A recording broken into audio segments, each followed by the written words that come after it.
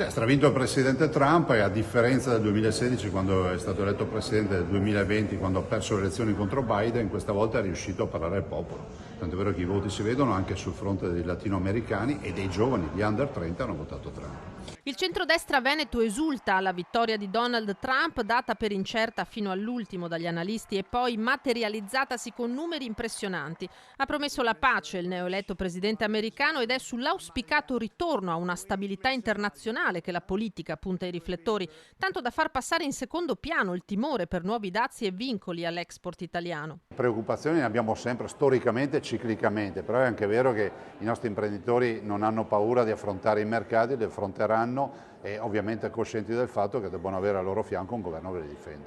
Per il presidente di Anci Veneto Mario Conte il largo consenso ottenuto da Trump è il frutto del malgoverno democratico. Evidentemente Biden è riuscito a fare talmente tanto male da far addirittura rimpiangere e rivincere Trump. Adesso Trump è il nuovo presidente degli Stati Uniti e con lui il paese Italia dovrà confrontarsi. Attendiamo di capire, al di là dei proclami delle campagne elettorali, quali saranno le reali politiche del presidente Trump e soprattutto quale sarà la visione di Trump nei confronti dell'Unione Europea. La pesante sconfitta incassata da Kamala Harris e dai democratici americani scuote politicamente il centrosinistra, chiamato a una riflessione sulla capacità di far presa sull'elettorato. È evidente che una parte ampia della classe media in America come in Europa ed anche in Veneto si sente esclusa ed impoverita. È un messaggio che anche noi progressisti dobbiamo cogliere, naturalmente non soffiando sulle tensioni e sulle paure, ma invece costruendo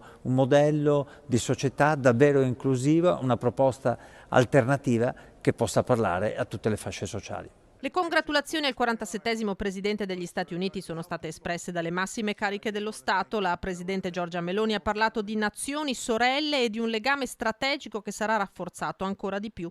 Ora, dopo le promesse elettorali, Trump lo si attende alla prova dei fatti. Per il politologo Paolo Feltrin potrebbe riservare delle sorprese. Che in realtà è più facile per un presidente di destra fare accordi internazionali che per un presidente di sinistra.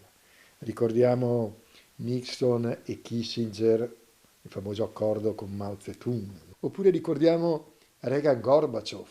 La vera domanda è: Trump ci stupirà e ristabilirà relazioni più normali, tra virgolette, con Deng Xiaoping e la Cina? Questo è il vero interrogativo. E poi, conclude Feltrin, c'è invece una certezza. Il debito pubblico crescerà, ma con esso anche crescerà enormemente il PIL americano. E questo farà da traino forse all'economia mondiale. Ecco, quindi è vero che ci sono 1000 fattori di preoccupazione, ma è meglio sempre guardare il bicchiere mezzo pieno che il bicchiere mezzo vuoto.